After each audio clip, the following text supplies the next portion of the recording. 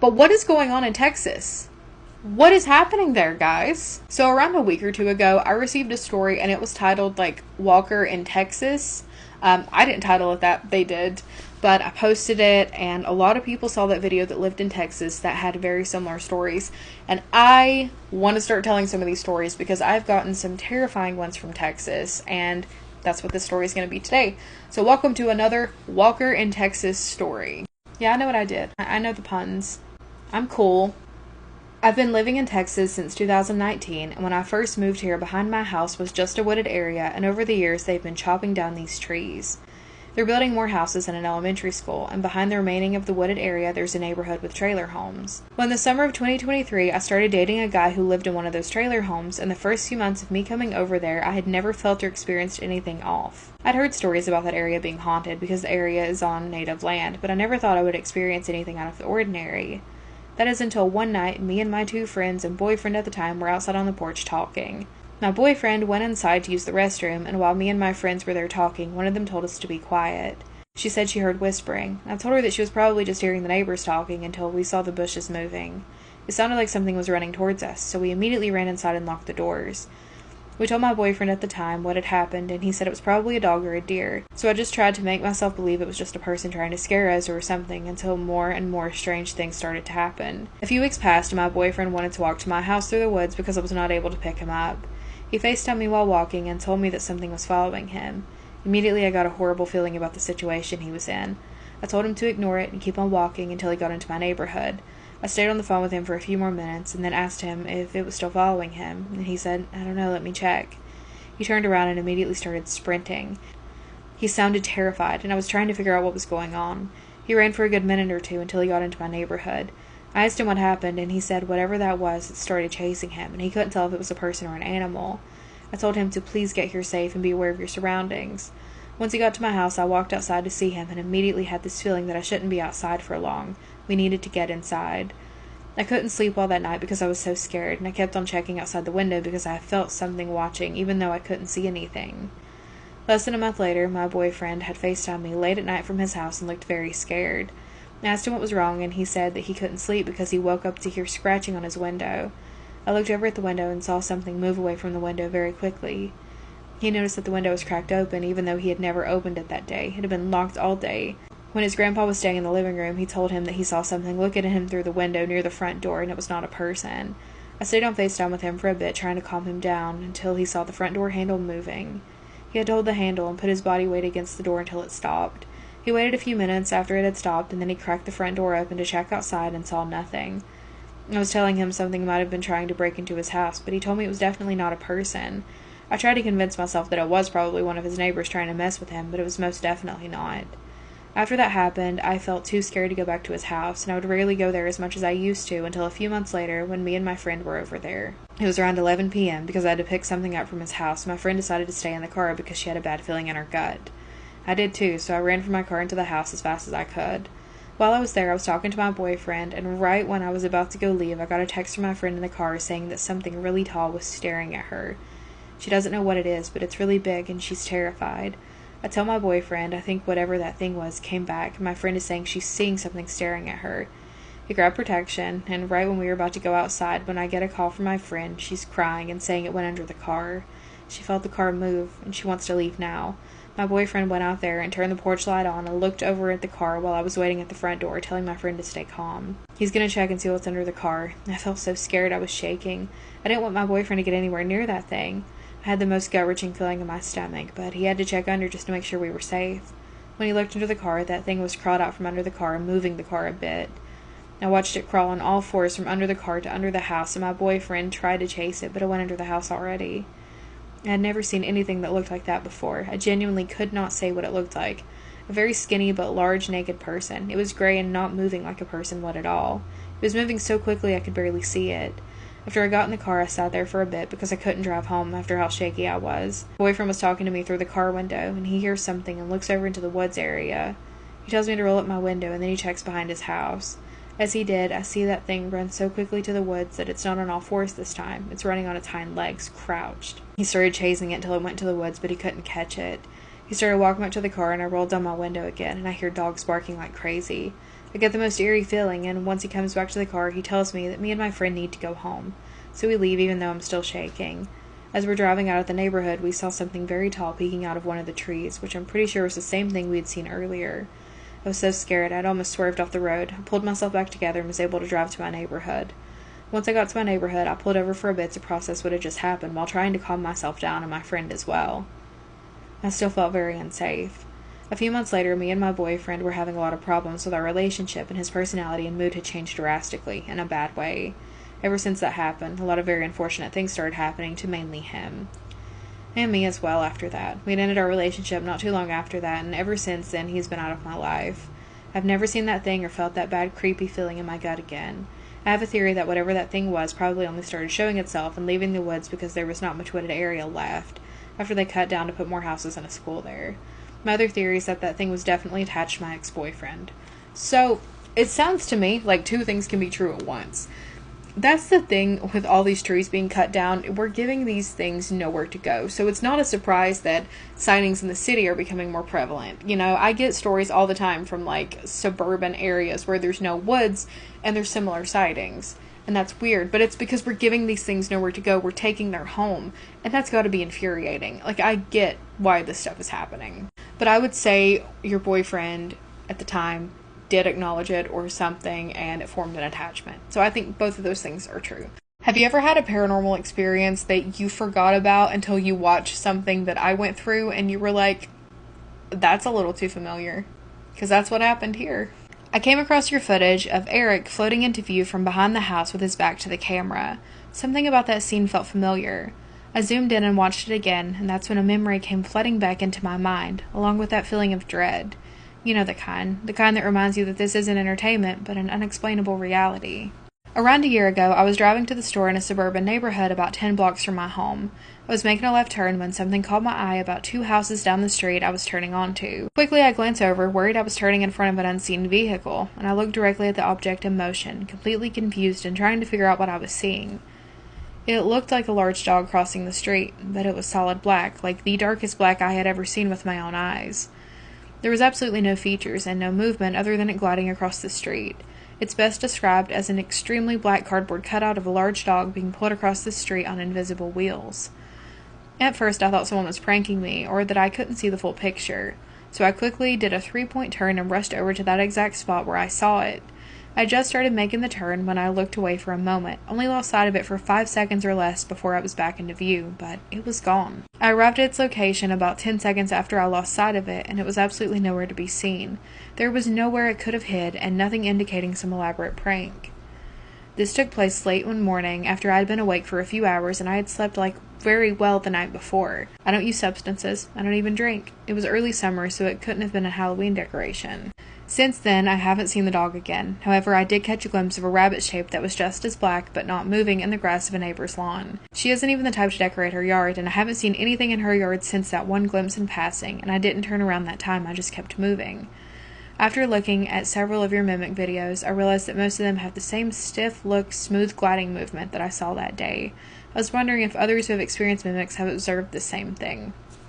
So, anytime I saw a mimic, whether it be on camera that I caught or off, it did for sure have that weird gliding sensation, and I did attach that video so you guys can kind of see what we're talking about. And other videos that I've seen of mimics being caught and stories that I have been sent have talked about that weird way that they move, because mimics aren't going to get it quite right. They're going to be off about some stuff, and walking, facial features, the way fingers look up close are going to be those things. So it does make sense that it would be a little bit off. Ick. And then I tell her, it's 2 a.m. Anyone or anything that is knocking this late isn't good. Do not open that door. Let's read this terrifying story that was sent in to me. Let's go. So it was 2 a.m. and 2 of my kids were awake. Don't ask why, I couldn't tell you.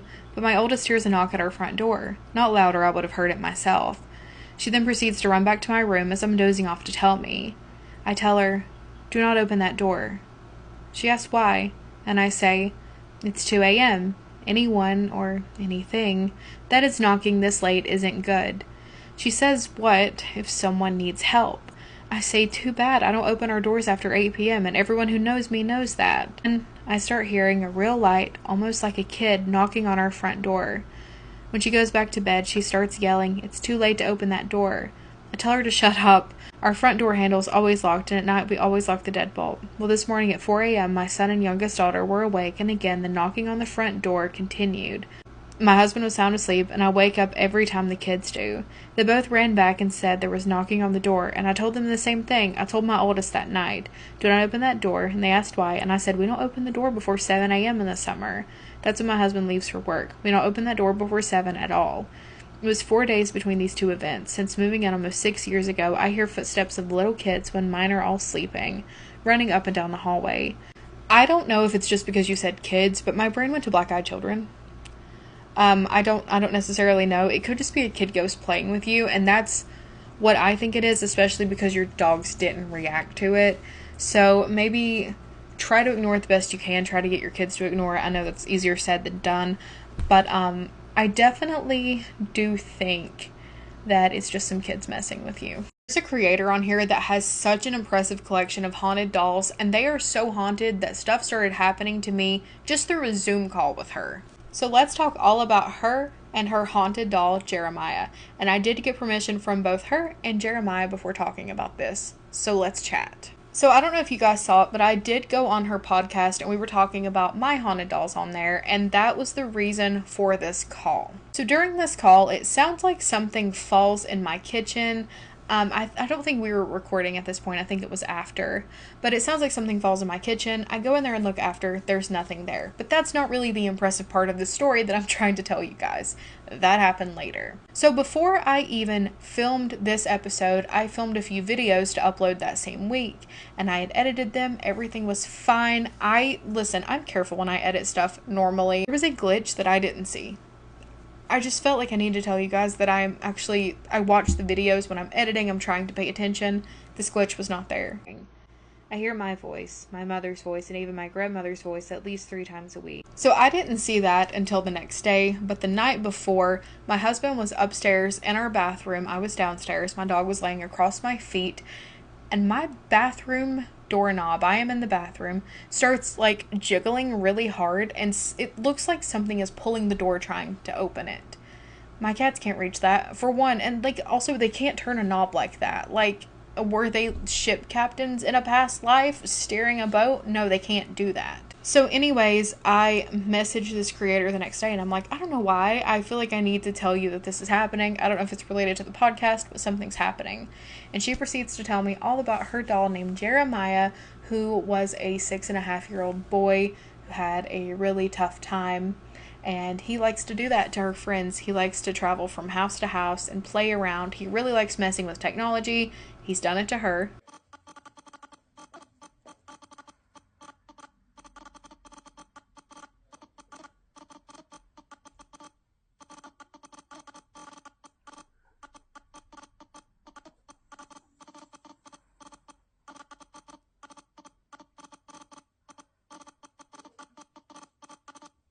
And he really likes doors. And I found out that he likes the color green, so I plan on leaving him out a little green crystal to play with so that maybe he doesn't mess with my videos too much, because that is my job. But she even asked him if he was the one to do this, and let me just let you guys see what Jeremiah had to say. Hi, Jer. Okay, hold on for 1 second, okay? Thank you. Jer, Morgan was visited, and it sounded like you. Was that you? Yes or no? Yes, it was. Oh my goodness. Goodbye. This is more of a wholesome story. I love Jeremiah, and he is always welcome in my space.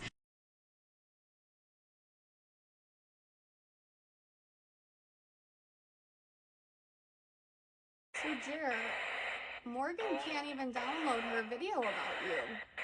And she's having glitches, and I know you said you played with her door.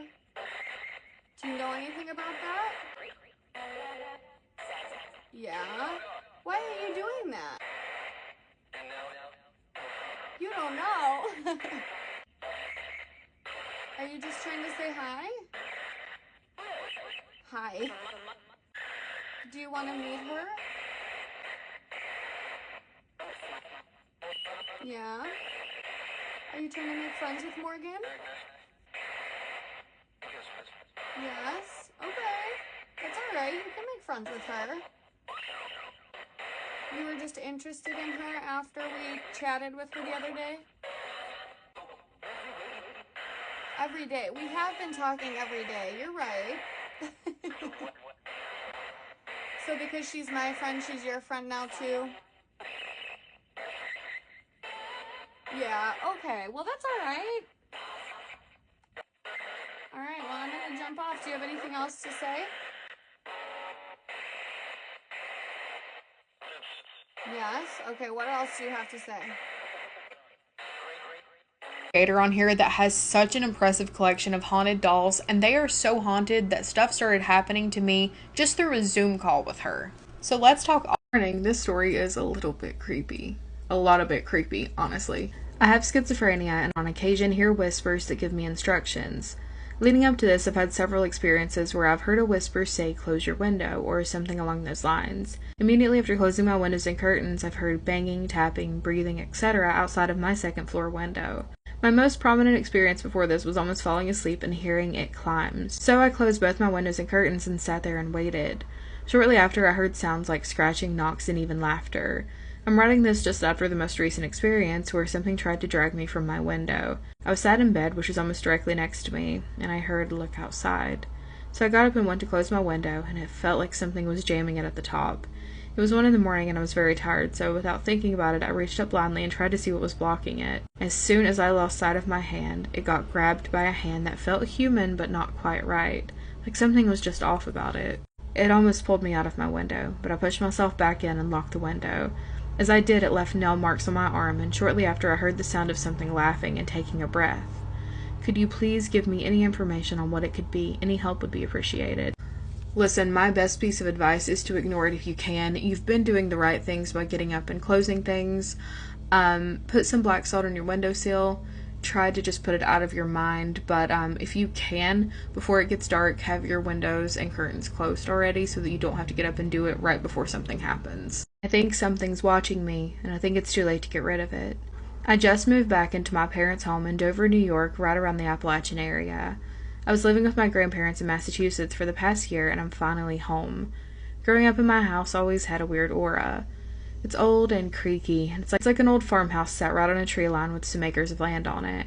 I've heard rules about the Appalachian Mountains, but my family was never superstitious, so we never followed any of them.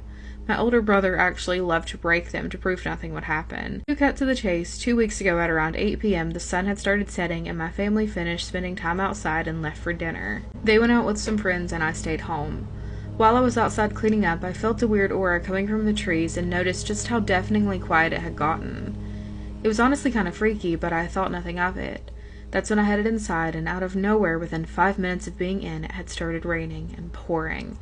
This was weird because it had been gorgeous all day long, and suddenly it was storming and thundering. So I decided to go back outside to close up our animals' enclosures. When I got to our chickens, I noticed that they were all let out and nowhere to be seen. The weather was beginning to get worse, so I had to go back in. Long story short, I ended up going to my bedroom and finished up packing for the night. My bedroom was on the first floor and looks out to the tree line around 15 feet back. That's when I got this feeling again, that strange feeling coming back. What made the situation worse is that I couldn't stop feeling like I was being watched. I kept finding myself looking at the window and wondering if I'd seen something. At around 10 p.m., I did see something at the tree line, finally. Our floodlights were on and the rain hadn't let down. My parents were still out and I saw a tall figure that was dark and nearly blended in with the trees. The only reason I saw it was the light reflecting against its bony figure. I got freaked out and called my boyfriend, who lived around 15 minutes away. I asked him how the rain was for him, trying to get my mind off of the figure. I decided to keep my eyes on its unmoving body. He told me it hadn't rained a drop at his place. I was confused on how that was possible, but maybe the storm just hadn't reached him yet? That's when I told him about the figure, and he was a little freaked out. He asked me if it was a man, but honestly every fiber in my body knew that this thing wasn't a person. He calmed me down and told me to just lock the doors and windows, so I did. I'm glad I did, because when I came back I saw that it was gone. My boyfriend told me it must have been a bear, but I don't think he understood how freakishly tall and skinny this thing was. I doubt a bear would act like this either. My parents did eventually come back at around 10:30, and the rain had stopped just a few minutes prior. And when they did, they asked me why the front door was all banged up. I had no idea what they meant, so I went to check. Our front door was nearly busted in, and there was mud smears on it. I was insanely freaked out, but did nothing. The next day we found 3 of our chickens unalived. Every night since then I get the feeling at the trees, but now I can't find the figure in them. It's really scaring me and I don't know what to do. Iron stakes on the property, iron on you some way somehow, put up black salt on your windowsills and door frames, and try to ignore it. Try to have everyone ignore anything strange that you see or hear.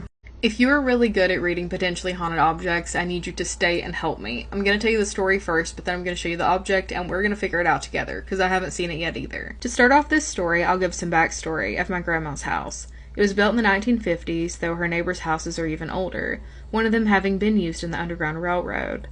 This house is located in northern Indiana, about an hour outside of Indianapolis. Around a week ago, my grandma and I went to her house to clean and move some furniture out, as my grandparents, are wanting to sell.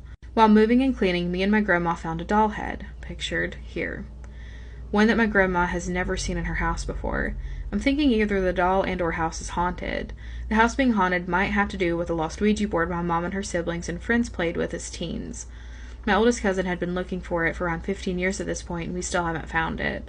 The one reason I think the Ouija board is still there is because ever since I was a kid, around 8 years old maybe, I've had vivid dreams of being at my grandma's house. It always has an eerie vibe to it. I don't think it's at all evil because I feel if something bad happened, it would have happened already.